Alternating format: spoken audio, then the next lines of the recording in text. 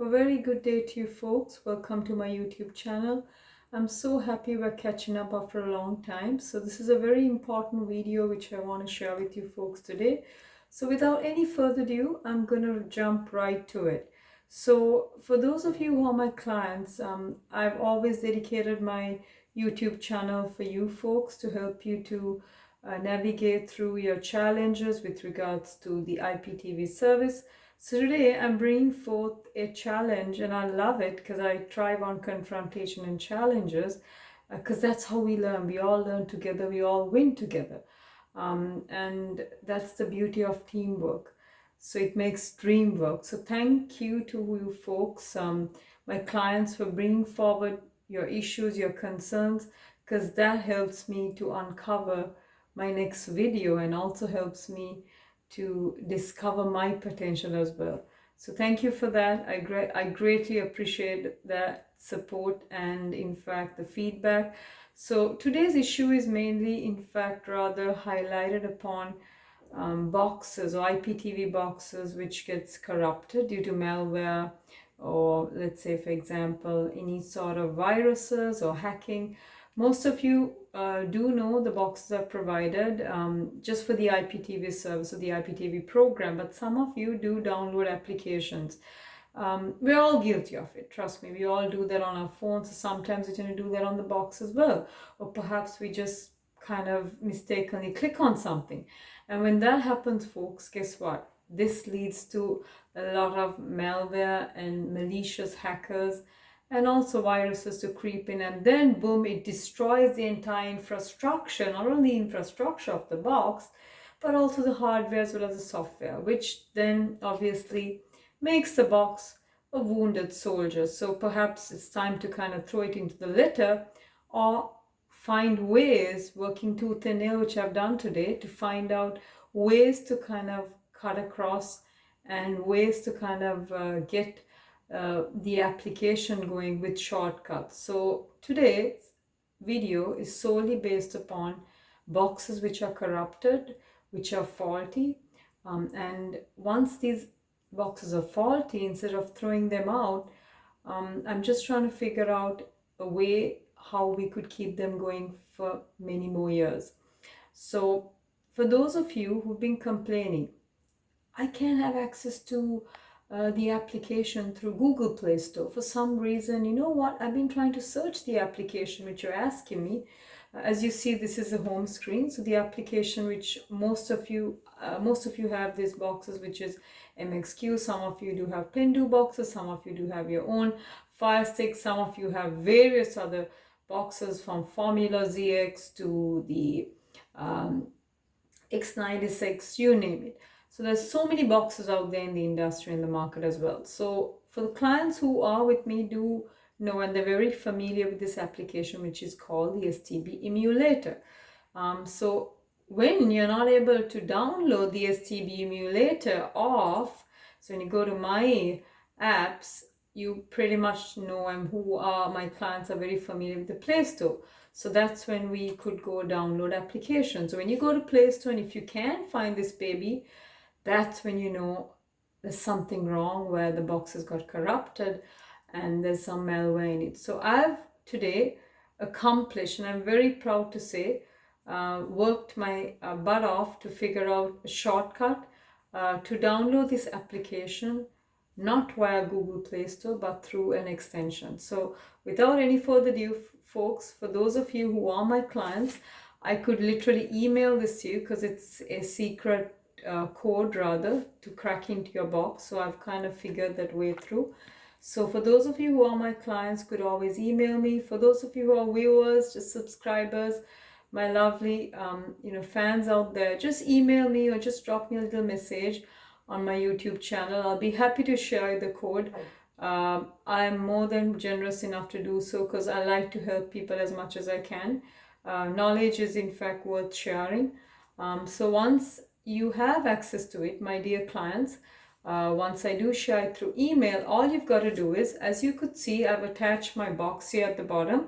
So my box has a USB stick. So what I'd like you folks to do is, please do have the application, or rather the extension which I've sent you, just copy it literally off my email or off the Google Drive which I've shared with you.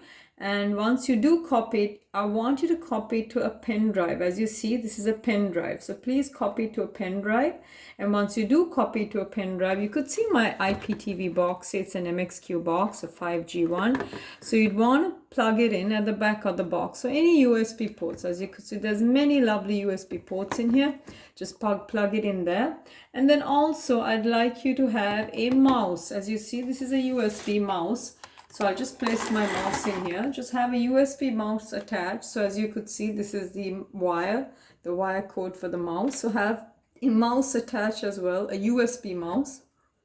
So once you have a USB mouse attached, things get very much easy in terms of helping you folks out, or rather it gets very less tedious, and it's literally a cakewalk. Trust me when I say this, it's not rocket science. So once you have all these gadgets installed and you've literally got everything going, so from here I'm going to guide you as to what you need to do next. So once you have your home screen open, your home page, you would click on the first thing you would want to do is click on My Apps. So as you see, I'm using my USB mouse, and you could see my cursor rotating within the My Apps box. So just double click on that, my friends. And once you double click on that, you need to click on File Explorer. So you could see there's multiple apps here. So but you would just want to go into File Explorer, which obviously shows you it's in a pink, I would say a box, but it's a white folder. So just double click on that. Once you double click on that, folks, you come into a screen like this. Now this in fact talks about USB internal flash, the SD card, network. We don't want to be clicking any other options. We don't want to be clicking the flash memory, neither the SD card or the network. We just want to be looking at the application which we've installed through the USB. So you just click on the USB. So take your mouse, USB mouse, the USB box, the rectangular box over here, and then once you do that, boom, you've got the file which I've emailed you, or rather shared with you through Google Drive. So this is how it will appear. So once you do have this file, all you've got to do is, as you see, my USB mouse cursor is hovered around here. So once you see that, just take it just to this, where you could see the numbers and a mix of I would say numbers and letters. Just double click on that. Once you double click on that, you then come across a couple of options here. So for me, in my USB, I've got in fact a collection of some other stuff as well. We don't want to be clicking on this. We'll just go into the item. So perhaps you've just copied my file as just file or whatever. So however it's been copied, it'll just be in there. So I'd recommend you to take a plain stick, a pen drive, so you would not have a lot of jargon in there. You don't have to do a lot of digging and going down the rabbit hole. So it'll be just simple. So in my case, I've named it as STB EMU, and then I've put it in. I've just put a folder in. I created a folder rather saying STB EMU. So it'll be easy for me to kind of identify what's this file extension, the crack code rather. So double click on that, my friends, and once you do have this, I have in fact two crack codes. So for my clients, I've just sent one. I don't want to complicate lives.